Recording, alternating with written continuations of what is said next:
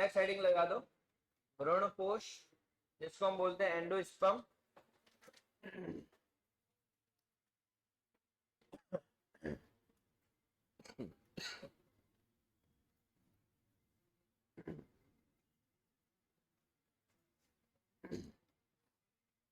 भ्रूणपोष का मतलब है कि एक ऐसी संरचना जो विकसित हो रहे भ्रूण को पोषण प्रदान करती है।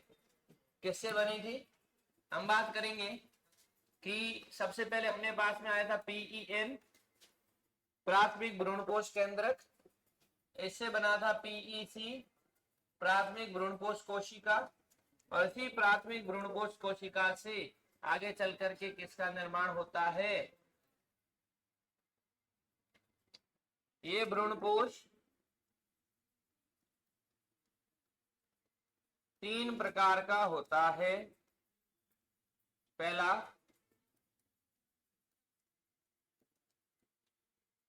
केंद्रकीय भ्रूणपोष,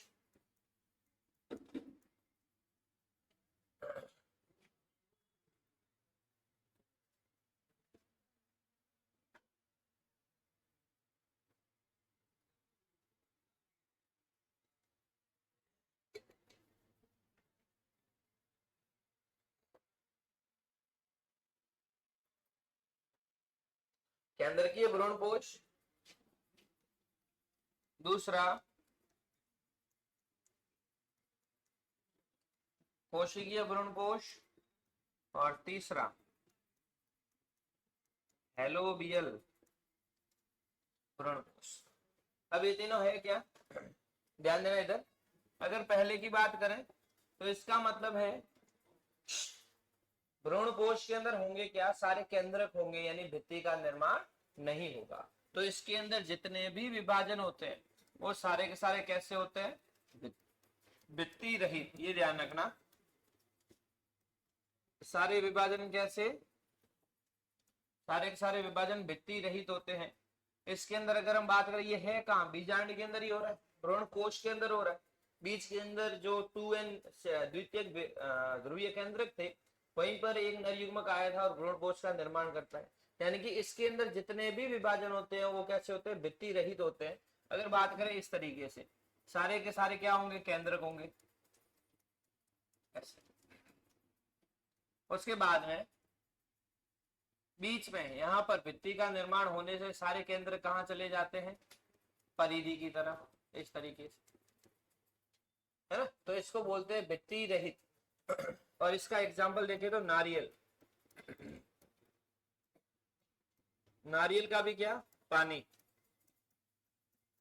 जो पूछने लायक क्वेश्चन है वो ये है कि नारियल के पानी या केंद्रकीय भ्रूणपोष का उदाहरण है नारियल का पानी।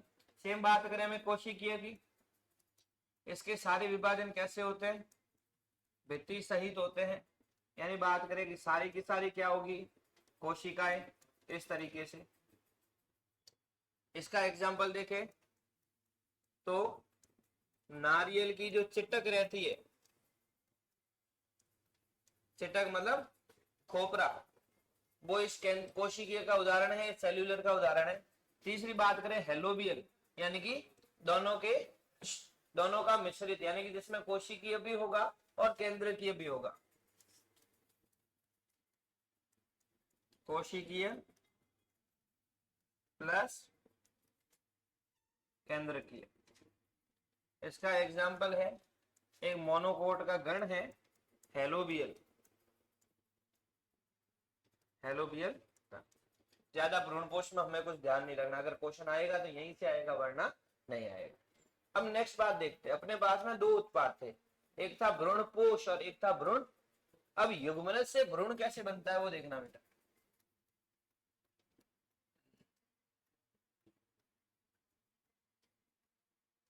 अपने पास में कौन था?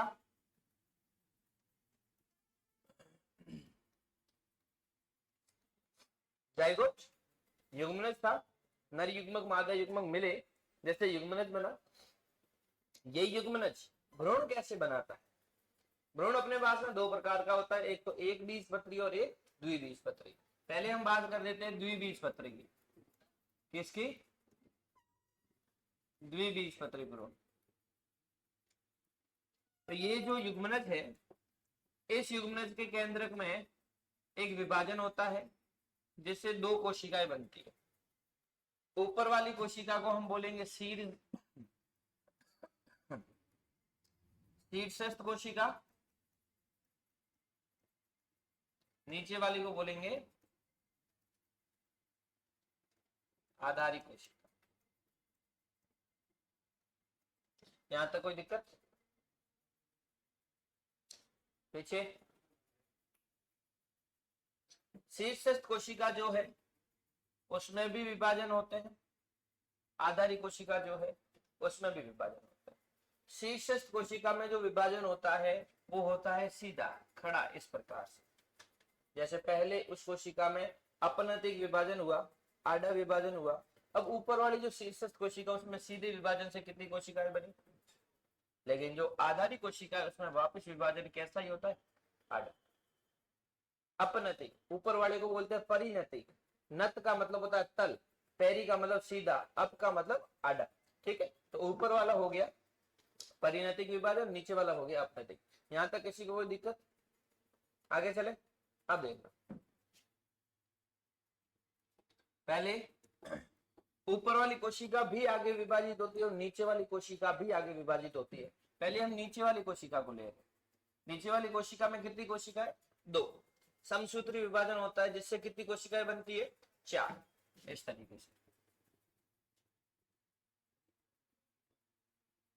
फिर और चार कोशिकाओं में विभाजन से बनती है 8, जिससे ये 7 से 12 कोशिकीय लंबे निलंबक का निर्माण हो जाता है। किसका? 7 से, ये नीचे वाली कोशिकाओं की बात की है मैंने बेटा, इसकी। ऊपर वालों की भी बात नहीं की। चीज समझ में आई बॉयज? क्या दिक्कत है? 7 से 12 कोशिकीय लंबे निलंबक का निर्माण हो। इस निलंबक की ये कोशिका, इसको बोलते हैं चूषक कोशिका या आशय कोशिका। ये क्या करती है? जो भ्रूणपोष बना है उस भ्रूणपोष से पोषण लेकर के भ्रूण को देती रहेगी। ठीक है, ये वाली जो कोशिका है इसको बोलते हैं अध स्फीतिका। ये आगे चल करके मूलांकुर का क्या करती है? निर्माण। मूलांकुर से कौन बनती है? मूल। मूलांकुर, मूल का अंकुर। यहां तक किसी को कोई दिक्कत? आगे चले। ऊपर वाली जो दो कोशिकाएं जो इस तरीके से थी उन कोशिकाओं में 90 डिग्री पर घुमाव होता है, यानी कि ये जो कोशिकाएं है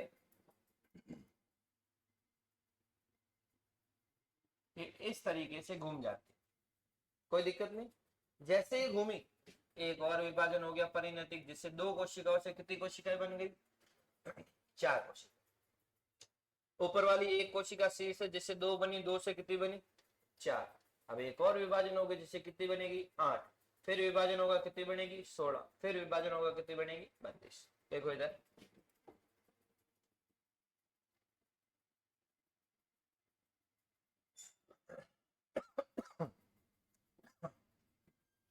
ऊपर वाली 4, 4 से कितनी बन जाएगी? 8। नीचे वाली संरचना जो है वैसी की वैसी, ये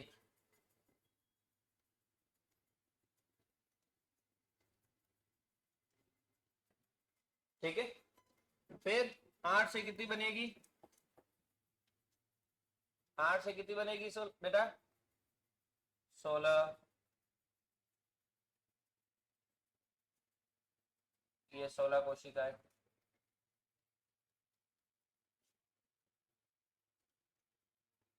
नीचे वाली संरचना वैसी की वैसी।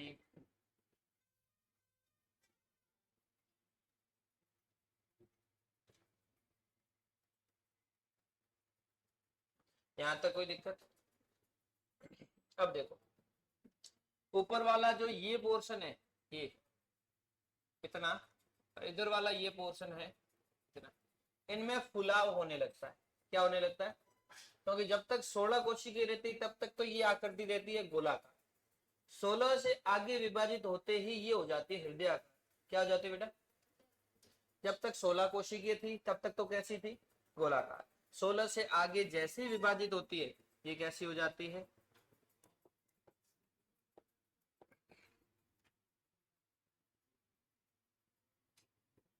हृदय आकार। नीचे वाली संरचना वैसी की वैसी।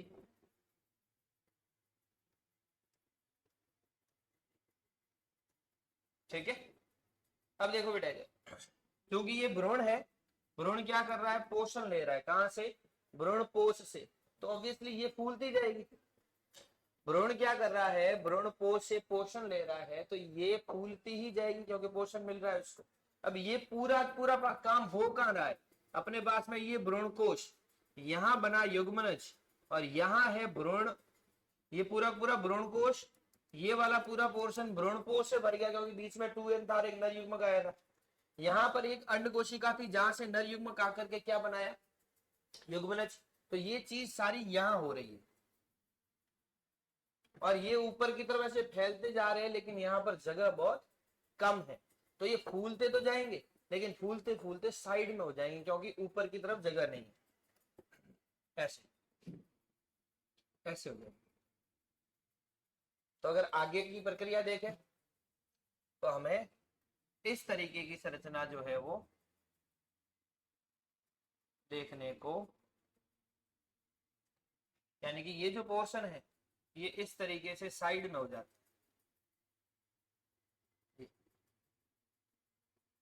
समझ में आया? क्योंकि ऊपर की तरफ जगह नहीं है इसलिए ये साइड में कर्व हो जाता है।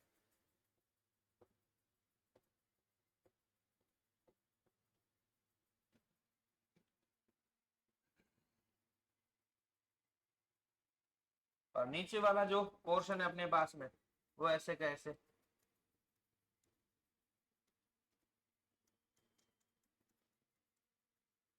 और ये बीज की इनकी मुख्य अक्ष, ये संरचना जो है वो भ्रूण कहलाती है। अब इस भ्रूण में कौन कौन सी संरचनाएं हैं? देखो बेटा, ये तो कहलाएंगे बीज पत्रों का नाम सुना, तो ये दोनों कहलाएंगे बीज पत्र। इन बीज पत्रों के साथ में ये वाली कोशिका मूलांकुर कहलाएगी। ये कोशिका यहां पर जो दबी हुई है वो प्रांकुर कहलाएगी। नीचे वाली आशय कोशिका है।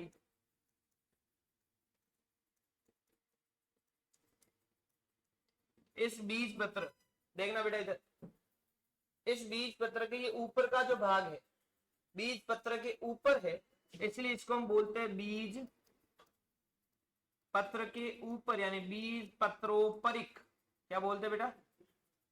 बीज पत्रोपरिक। कोई टर्म याद नहीं रखता इसलिए उसको बोला जाता है एपी यानी ऊपर, और कोटाइल मतलब कोटिलिडन या बीज पत्र, कोटाइल, एपी कोटाइल।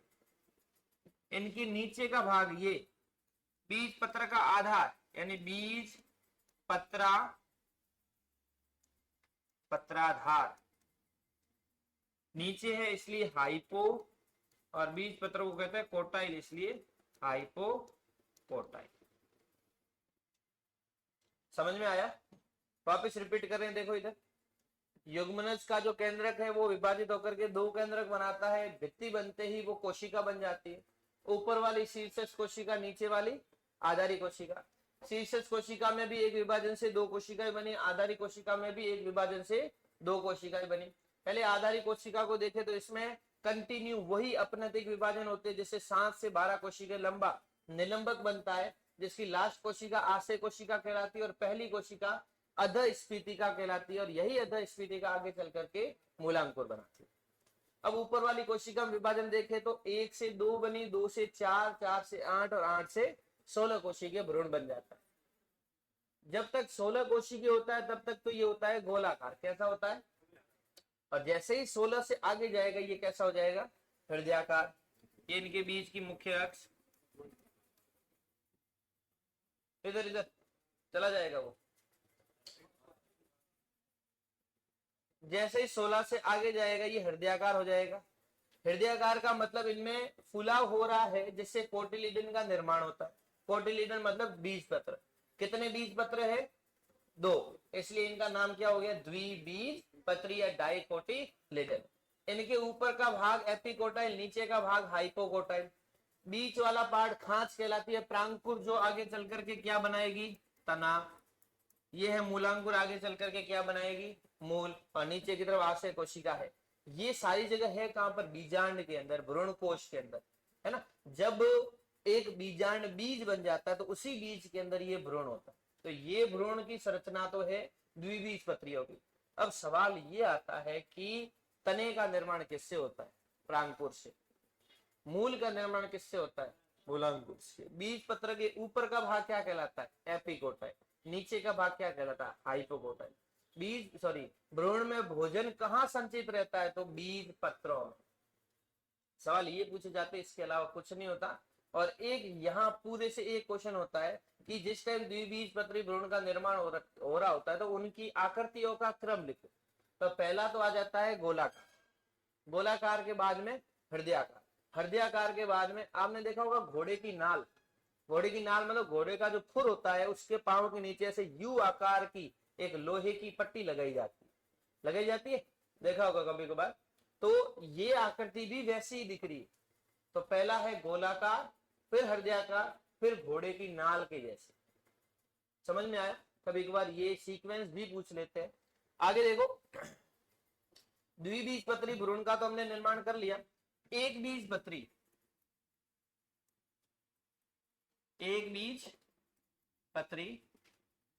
भ्रूण, क्या हम बोले? एक बीजपत्री बीज, एक ही बात है। इस एक बीजपत्री बीज की संरचना पूछी जाती है। इसमें सेलेक्टेड 1 या 2 क्वेश्चन बनते हैं। सबसे पहला, चलो चित्र बनाते हैं, चित्र से आपको पता चल जाएगा कि क्वेश्चन क्या बनता है।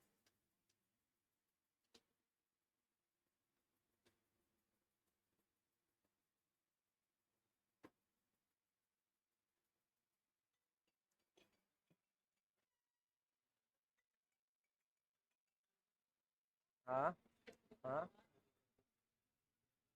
बिल्कुल वही, उसी टाइम। क्या करना है बोल? ओके, तो आ जाना 10 बजे, है ना। हाँ बेटा, इस संरचना को आपने देखा होगा कि एक बीज पत्रियों का जो बीज है इस तरीके का पाया जाता है। आपने मक्का देखा होगा, है ना, मकिया, भुट्टा, उसका बीज कहो। आपने गेहूं का बीज देखा होगा, गेहूं का बीज कहो। तो उनकी संरचना किस प्रकार से होती है, इस बीज को देखना। ये है एक बीज पत्रियों का बीज। ऊपर वाली जो संरचना है इसको हम बोलते हैं भ्रूणपोष। क्या बोलते हैं बेटा? इस भ्रूणपोष के चारों तरफ एक परत पाई जाती है। नाम पीछे से आया, कौन सी परत? एल्यूरोन परत। एल्यूरोन परत। और ये जो है ये कहलाता है इनका बीज पत्र, क्योंकि बीज पत्रों की संख्या कितनी है? 1, इसलिए इनको क्या बोलते हैं? एक बीज पत्र। और इस बीज पत्र का नाम है स्क्यूटेलम। क्या नाम है? हिंदी में इसको बोलते हैं प्रसल्क। एक और नाम है वरुथिका। ये 3 नाम ध्यान रखने, और क्वेश्चन यही पूछा जाता है। एक बीज पत्रियों का बीज पत्र कहलाता है स्क्यूटेलम। अगर ये नहीं हो तो प्रसल्क, ये ऑप्शन में नहीं हो तो इन तीनों में से ही कोई होगा, वरना नहीं होगा। अब इसका जो बीज पत्र है और भ्रूणीय अक्ष है वो किस प्रकार से रहती है? इस तरीके से इनमें भ्रूण रहता है। ये तो पूरी पूरी बीज की संरचना है। इनमें भ्रूण किस प्रकार से रहता है? देखो, ये तो कहलाएगा मूलांकुर। क्या कहलाएगा? ये कहलाएगा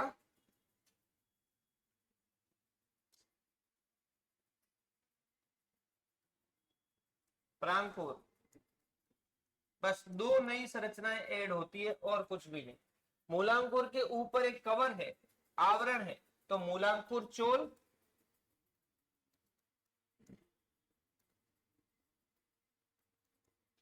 प्रांकुर के ऊपर एक कवर है तो इसको बोलेंगे प्रांकुर, प्रांकुर। लेकिन दिक्कत यह आ जाती है कि मूलांकुर चोल और प्रांकुर चोल के बारे में कोई नहीं पूछता, इनकी जो दूसरी टर्म है और इंपोर्टेंट टर्म है वो पूछते हैं। मूलांकुर को बोला जाता है कोलियोराइजा। क्या बोलते हैं? कोलियोराइजा। और इसको बोलते हैं कोलियोप्टाइल, कोलियोटाइल। अभी जो लास्ट पेपर हुआ था जेट का, उसके अंदर ये क्वेश्चन आया था कि प्रांकुर के चारों तरफ का आवरण कहलाता है, या मूलांकुर चोर प्रांकुर चोर, कोई ऑप्शन में ही नहीं था। एक था कोलियोप्टाइल था, कोलियोराइजा था, और दो ऑप्शन कोई और थे। तो प्रांकुर के ऊपर कौन होगा? कोलियोप्टाइल। मूलांकुर के ऊपर कौन होगा? समझ में आया? अब एक नोट करके लाइन लिखते हैं। एक बीज पत्रियों का बीज पत्र क्या कहलाता है? स्क्यूटेलर। एक बीज पत्रियों में बीज पत्र कितने होते हैं? एक। द्विबीज पत्रियों में कितने होते हैं?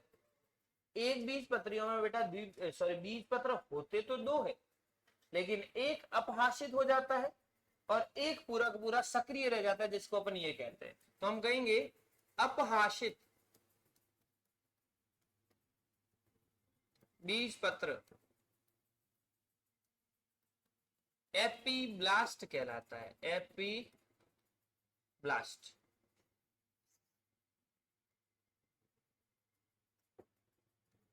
एपीब्लास्ट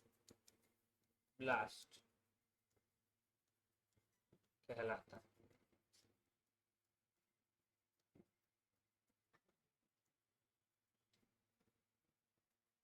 समझ में आया? तो ये अपने पास में एक बीजपत्री और द्विबीजपत्री भ्रूण। अब अपने पास में दो चीजें बचती है, एक बचता है बीज और एक बचता है फल। अगर बीज में से सवाल आता है तो कहां से आएगा? जो अभी बोर्ड बायोलॉजी के पेपर में भी आएगा। और फल में से आएगा तो कहां से आएगा? तो एक काम करो आप, चलो पहले बीज और फल, ज्यादा संरचनाएं नहीं है, टाइम पड़ा अभी भी कर लेते हैं। पहले ये बताओ बीज किसे कहेंगे? निषेचित, निषेचित यानी कि बीजांड की जो संरचना है वही क्या कहलाएगी? बीज। इधर ध्यान दो भाई, पढ़ने का मन नहीं है क्या आज? कभी भी नहीं होता सर, आप आते पढ़ाते हो, नंबर रवाना हो जाते। तो बीजांड की संरचना ही क्या कहलाएगी? निषेचन से पहले उसको हम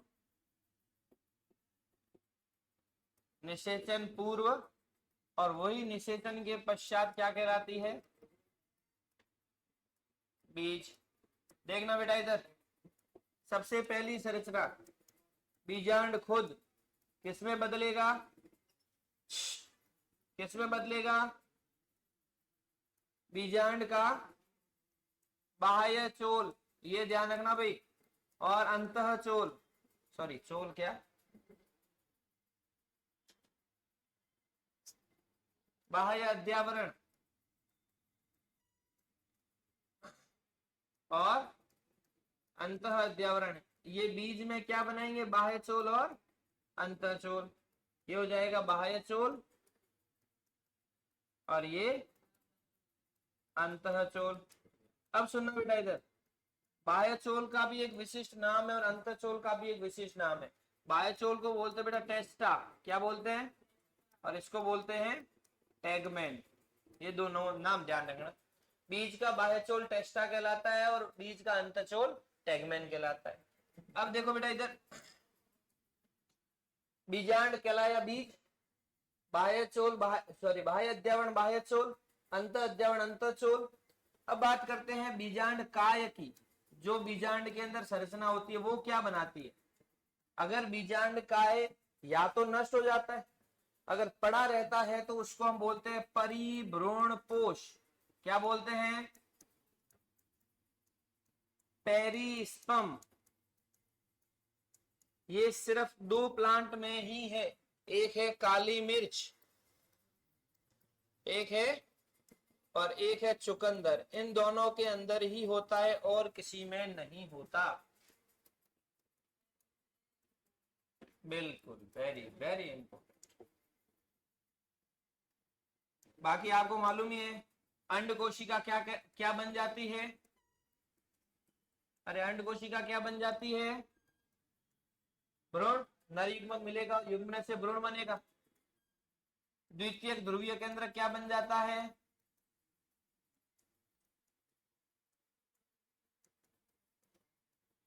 भ्रूण पोष बन जाता है। क्लियर? तो ये बीजांड की संरचना है जो निषेचन से पहले थी और निषेचन के बाद में वो बीज की संरचनाओं में बदल जाती है। यहां तक कोई दिक्कत? अब एक लास्ट की जिस बीज के बारे में आज की क्लास में पढ़ रहे हैं और वहां से क्वेश्चन इस बार अगर बनता है और बीज में से क्वेश्चन बनता है कि या तो ये बनेगा, अगर या ये नहीं बने तो ये पूछा जाएगा किसके किस आधार पर? भ्रूणपोष की उपस्थिति व अनुपस्थिति के आधार पर। पहला, भ्रूणपोषी बीज, इसका एक और नाम है एल्बुमिनस बीज। एल्ब्यूमिनस बीज। तो भ्रूणपोषी बीज किसे कहेंगे बेटा? भ्रूणपोषी बीज यानी कि ऐसा भ्रूण जिनमें पोषण के पश्चात भी भ्रूणपोष बचा रहता है। वापस रिपीट कर रहा हूं, ऐसे बीज, भ्रूण नहीं, ऐसे बीज जिनमें पोषण किसके द्वारा? भ्रूण के द्वारा के पश्चात भी भ्रूणपोष बचा रहता है। अब पूछेंगे ये नहीं कि भाई भ्रूणपोषी बीज क्या है क्या नहीं है, पूछेंगे इनके उदाहरण। अब उदाहरण कैसे याद रखोगे? भ्रूणपोषी बीज जिसको अपन बोलते हैं एल्ब्यूमिनस बीज, इसके उदाहरण ध्यान रखने के लिए हमें एक छोटी सी ट्रिक याद रखनी पड़ेगी। क्या लिखा? क्या लिखा? पी एंड डब्ल्यू क्या होती है?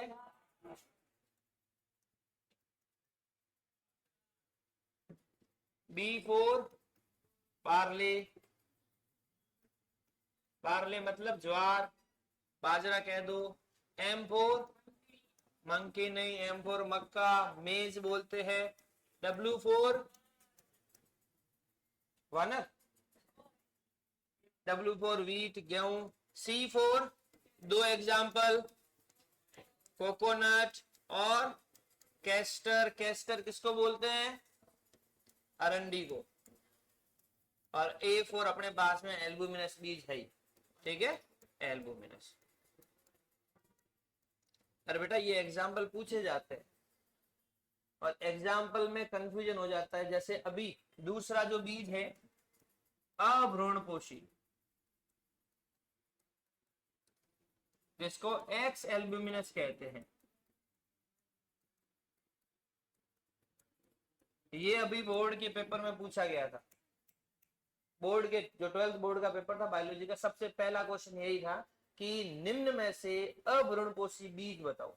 4 उदाहरण थे, एक था मक्का, एक था गेहूं, एक था कोकोनट और एक और एग्जाम्पल था। तो इनको याद रखने के लिए अभ्रूणपोषी किसे कहेंगे? हम कहेंगे जिसमें भ्रूणपोष पूर्ण उपयोग में ले लिया जाता है, पीछे बचता नहीं है। अब उदाहरण कैसे ध्यान रखेंगे? देखो बेटा इधर, उदाहरण के लिए कुछ टाइम पहले पबजी आया था, आया था? पबजी गया, फिर क्या आया? Free fire. तो पबजी क्या हो गया? एक्स हो गया। क्या हो गया? जो चला जाता है उसको एक्स कहते हैं। अनुभव होगा बेटा। X X PUBG, P U B G, X for X albuminous. और जो चौथा ऑप्शन था वो ये पी फोर पी यानी बी फोर बीन, बीन यानी फली। G for groundnut, groundnut मतलब मूंगफली। ये उदाहरण ध्यान रख लो, अगर क्वेश्चन आता है तो यहीं से आएगा, नहीं आया तो यहां से नहीं, कहीं और शायद पल्ले पड़ा, कोई दिक्कत? ओके।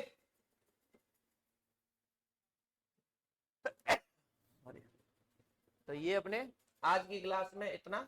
कल अपन करेंगे फल, और फल के साथ में एक असंजनन और बहुभ्रूणता, ये दो टॉपिक रह जाएंगे, जिसको अपन कल कर लेंगे। ठीक है, कल अपना चैप्टर पूरा हो जाएगा। ये करो इसको।